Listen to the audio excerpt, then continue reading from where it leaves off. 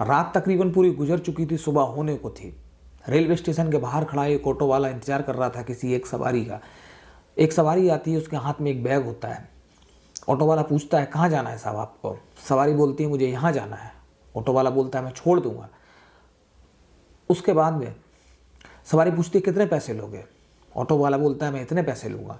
वो सवारी उतने पैसे देने को तैयार हो जाती है, मुँह मांगी रकम देने को तैयार हो जाती है। अभी ऑटो स्टेशन से आगे बढ़ा ही नहीं था, बस कुछ दूर ही चला था मध्यम सी स्पीड में। ऑटो वाले और सवारी के बीच में कुछ ऐसी बात होती है जिससे थोड़ी मध्यम सी स्पीड से चलते हुए ऑटो में से वो सवारी कूद जाती है और भाग जाती है।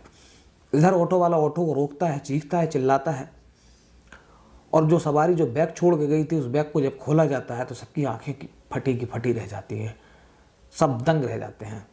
तो क्या थी ये पूरी कहानी और क्या था ये पूरा मामला, आइए मैं आपको पूरा सुनाता हूँ कहानी के रूप में। तो नमस्कार, आदाब, सलाम, सत श्री अकाल, बहुत बहुत स्वागत है आपका मेरे इस यूट्यूब चैनल पे। मेरा नाम है अंशु खान। अपने इस चैनल पर सुनाता हूँ मैं आपको क्राइम से जुड़ी, अपराध से जुड़ी, सत्य घटनाओं पर आधारित कहानियाँ। एक ऐसी कहानी लेकर आया हूँ मैं आपके सामने। ये कहानी है मुंबई शहर की। 8 दिसंबर 2019 की ये बात है। मुंबई शहर, माया नगरी, फिल्मी दुनिया, हर कोई जानता है। वहाँ दिन रात लोग एक चलते देखा जाए तो शहर पूरा हमेशा जागा हुआ रहता है। उसी मुंबई शहर में एक जगह पड़ती है, एक जिला पड़ता है थाने। थाने में एक रेलवे स्टेशन है, कल्याणपुरा। 8 दिसंबर 2019 की सुबह 5:45 हो रहे थे। रेलवे स्टेशन से एक आदमी बाहर निकलता है जिसके हाथ में एक बैग होता है। ऑटो वाले के पास जाता है। एक ऑटो वाला भी उसी इंतजार में खड़ा था कि कोई सवारी मिल जाए। ऑटो वाला सवारी आपस में बात करते हैं। बोलता है कहाँ जाओगे? बोलता है मैं यहाँ जाऊँगा। उन दोनों के बीच में बात होती है। जो सवारी थी वो बोलती है मुझे गोवा नाका जाना है। ऑटो वाला बोलता है ठीक है साहब, छोड़ देंगे। अब वो जो सवारी होती है वो उससे पूछती है, वो आदमी जो था वो उससे पूछता है कि कितने पैसे लोगे? ऑटो वाला अपना चार्ज बताता है। वो आदमी उस पैसे को देने के लिए तैयार हो जाता है। दोनों में सौदा पक्का हो जाता है। ऑटो वाला उस आदमी को अपने ऑटो में बिठाता है। अभी रेलवे स्टेशन से आगे ही बढ़ा था थोड़ा सा ऑटो, थोड़ी सी स्पीड थी। तभी जो ऑटो वाला था उसके नाक के नथनों में कुछ स्मेल सी नज़र आती है, उसको महसूस होती है। वो उससे पूछता है आदमी से कि साहब इस बैग में क्या है? एक अजीब सी स्मेल आ रही है, एक अजीब सी दुर्गंध है जो कि बहुत अलग लग रही है। अब इतना पूछना था, ऑटो थोड़ी सी स्पीड पे चल रहा था। तभी वो आदमी अपने बैग को छोड़कर ऑटो से कूदकर भाग जाता है। जैसे ही वो आदमी भागता है, ऑटो वाला ऑटो रोकता है, चीखने चिल्लाने लगता है। अब ऑटो वाले को चीखते हुए देखकर जो आसपास की जो पब्लिक थी, जो लोग थे, वो उस आदमी को तो नहीं देख पाते हैं जो भागा था। ऑटो वाले के पास जाते हैं। अब जब ऑटो वाले के पास जाते हैं, वो उनको पूरा वाक्य बताता है कि उसके साथ ये हुआ। सब लोग उसको बैग खोलते हैं। पुलिस को खबर दी जाती है, पुलिस आती है, बैग खोला जाता है।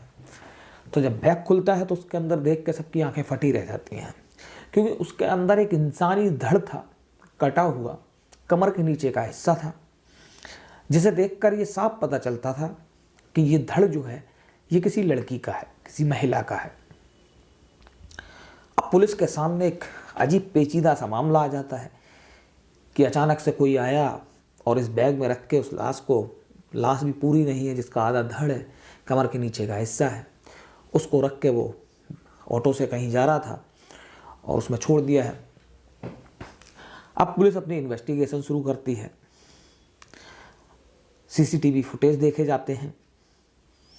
कल्याणपुर जो रेलवे स्टेशन था उसके सीसीटीवी फुटेजों को देखा जाता है। अभी छानबीन चली रही होती है कि पुलिस के हाथ में एक सीसीटीवी फुटेज में से एक ऐसी तस्वीर निकलकर सामने आती है जिसमें यह साफ पता चलता है कि एक व्यक्ति है जो कि ऐसे ऐसे एक बैग लेके जा रहा था और उसमें ये धड़ था। पुलिस अपनी इन्वेस्टिगेशन, छानबीन जो होती है, जांच पड़ताल चालू रखती है। अब जो उस तरफ का जो पूरा एरिया होता है, उस पूरे एरिया को देखा जाता है।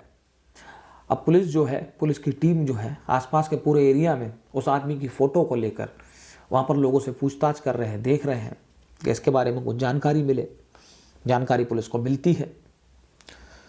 सीसीटीवी फुटेज में जो तस्वीर मिली थी उसको देखकर कोई उसे बताता है और पुलिस के सामने पुलिस की इन्वेस्टिगेशन में कुछ डिटेल्स निकल कर आती हैं। पता चलता है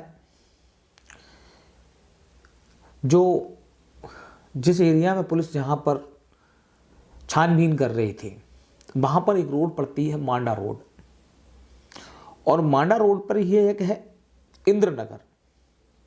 इंद्रनगर तितवाला, वहाँ पर एक साईं चाल पड़ती है। तो ये जो व्यक्ति है इसका नाम अरविंद तिवारी होता है। ये उसी साईं चौल, तितवाला में जो साईं चौल है उसमें रहता है। अब तक पुलिस के सामने इतनी जानकारी आ चुकी होती है। और ये जो व्यक्ति था ये पवन हंस कंपनी नाम से एक ट्रांसपोर्ट कंपनी है, उसमें ये जॉब करता था। पुलिस इसके घर जाती है, जो चौल है, जो उसकी झोपड़ी नुमा जो घर है उसका, वहाँ पर जाती है। वहाँ ये मिलता नहीं है। फिर उसके बाद में ये जो पवन हंस कंपनी है ट्रांसपोर्ट, पुलिस अपना वहाँ जाती है, छापा मारती है। वहाँ से इसको गिरफ्तार कर लिया जाता है। गिरफ्तार करने के बाद में इससे पूछताछ होती है। तो अपनी पूछताछ में ये जो कहानी निकल कर सामने आती है या इसका जो इकरार जुर्म होता है वो आपके सामने मैं बता रहा हूँ आपको। ये आदमी जो होता है कुछ साल पहले, कुछ वक्त पहले यूपी के जौनपुर से मुंबई आया था रहने के लिए, कामकाज की तलाश में। आमतौर पर बहुत से लोग जाते हैं, कोई दिल्ली जाता है, कोई मुंबई जाता है। इसके परिवार में इसकी 4 बेटियां, एक पत्नी थी। कुछ साल पहले अपनी ये 3 बेटियों के साथ जौनपुर से मुंबई आया था कामकाज के लिए। यहीं पर आने के बाद में इसने एक चौल ली किराए पर, झोपड़ी कह सकते हैं आप, ये तितवाला साईं चौल में। ये वहाँ पर रहने लगा। कुछ दिनों बाद इसे एहसास होता है कि मुंबई शहर है, एक महंगा शहर है और यहाँ परिवार का सर्वाइवल करना इतना आसान नहीं है। और उसको यह भी पता था कि उसकी इनकम जो है, आमदनी जो है उसकी बहुत कम है। तो वो ये फैसला करता है कि अपनी 2 बेटियों को गांव फिर से छोड़ के आएगा वो।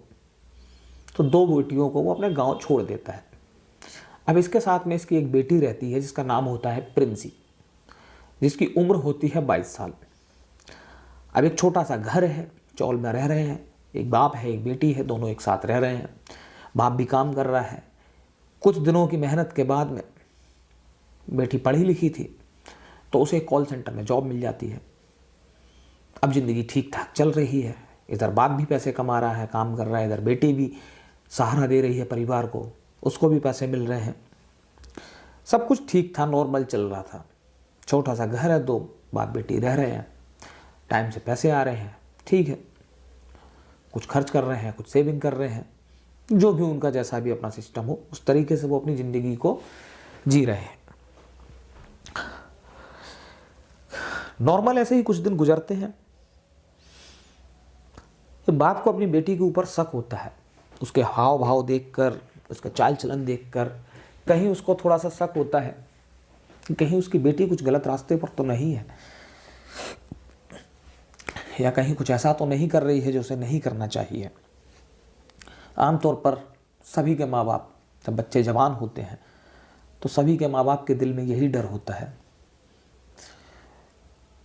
तो बाप अपनी बेटी से एक दिन पूछता है कि तुम्हारे हाव भाव मुझे बदले हुए नज़र आ रहे हैं और मैं एक बाप हूँ और मैंने दुनिया देखी है, मुझे तजुर्बा है, मुझे किसी एक गलत दिशा में इशारा कर रहे हैं, तो क्या तुम बताओगे कि यह सही है, ये गलत है? बेटी इनकार कर देती है, बेटी झुठला देती है, मना कर देती है कि ऐसा कुछ नहीं है। लेकिन बाप तो बाप होता है। बाप उसका पीछा करता है। अब ये अरविंद तिवारी नाम का जो शख्स है ये अपनी 22 साल की बेटी प्रिंसी का पीछा करता है, उस पर निगरानी रखता है।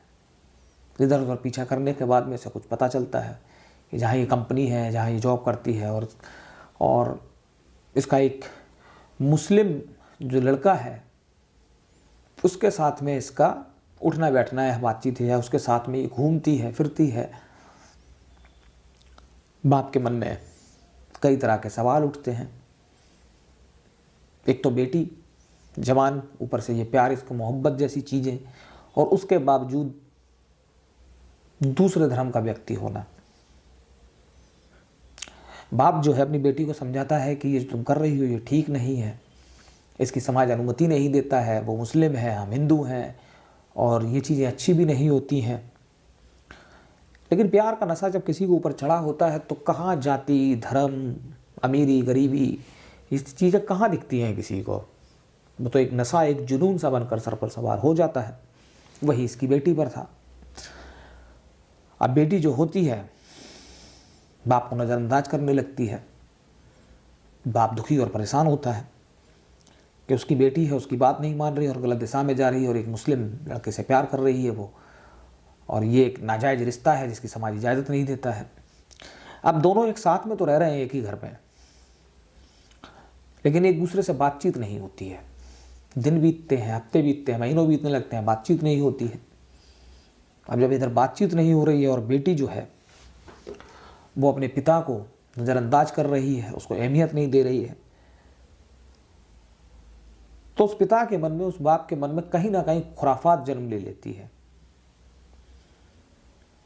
और ये वही खुराफात होती है जो अक्सर लोगों से एक ऐसा कृत्य, ऐसा काम करवा देती है जो उन्हें हमेशा सलाखों के पीछे ले जाता है। बाप के मन में आता है कि मेरी बेटी मान नहीं रही है, इसको ख़त्म कर देते हैं। तभी 6 दिसंबर को वो एक दुकान पर जाता है, वहाँ से जहर खरीदता है। 6 दिसंबर 2019 की बात बता रहा हूँ। एक दुकान से जहर खरीदता है, दूसरी दुकान से एक तेज़ धारदार चाकू खरीदता है और खाने में मिलाकर अपनी बेटी को दे देता है। बेटी मर जाती है। एक बाप अपनी सगी बेटी को जहर दे के पहले मारता है उसको। अब बेटी मर तो चुकी है, अब मन में उसके मलाल भी होगा, अफसोस भी होगा, या उसे ऐसा भी फील हो रहा होगा कि कुछ उसने ऐसा कर दिया रास्ते से हटा के। ये तो उसके मन की वो ही जाने कि उसके मन में ये क्या था। अब बेटी मर चुकी है।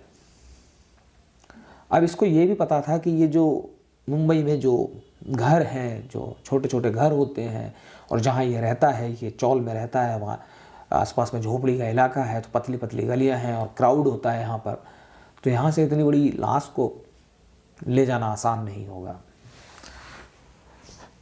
तो वो अपना दिमाग चलाता है। कत्ल करने के बाद में उसका दिमाग चलता है और उसके बाद वो अपनी बेटी के 3 टुकड़े करता है। 3 टुकड़ों में से पहला टुकड़ा तो वो एक ठिकाने लगा देता है, कहीं शायद उल्लासनगर के आसपास। दूसरा टुकड़ा भी किसी नाले में या किसी में ऐसी जगह पे ठिकाने लगा देता है जहाँ उसको लगा देना चाहिए था, जहाँ उसे सहूलियत लगी अपनी। तीसरे टुकड़े को लेके 8 दिसंबर 2019 को ये कल्याणपुरा रेलवे स्टेशन पर पहुंचता है, थाने में। 5:45 का वक्त हो रहा होता है। ऑटो वाला मिलता है, ऑटो में बैठता है, ऑटो वाले को स्मेल आती है। और जब ये पुलिस जब इसके घर पर छापा मारने गई थी, पुलिस को भी स्मेल आई थी उस वक्त वहाँ पर। तो जब छानबीन करी जा रही थी तो उस टाइम पर भी पुलिस का जो शक था वो पूरा यकीन बदल चुका था। सीसीटीवी फुटेज को देखा गया था और उसके बाद में उसके घर पहुँचते हैं तो दुर्गंध आ रही थी। जब फिर ऑटो वाला, वही जो मैंने आपको शुरू में बताया कि ऑटो वाला पूछता है कि सर साहब इसमें स्मेल आ रही है, तो वो ऑटो से कूद के भाग जाता है। फिर आसपास पब्लिक आती है, फिर पुलिस आती है, बैग खोला जाता है और उसमें से एक धड़ निकलता है। तो एक बाप ने अपनी सगी बेटी के लिए, बेटी के साथ ये किया। हालांकि बेटी ने जो किया समाज की नज़र में, दुनिया की नज़र में, इस पर क्या कह सकते हैं।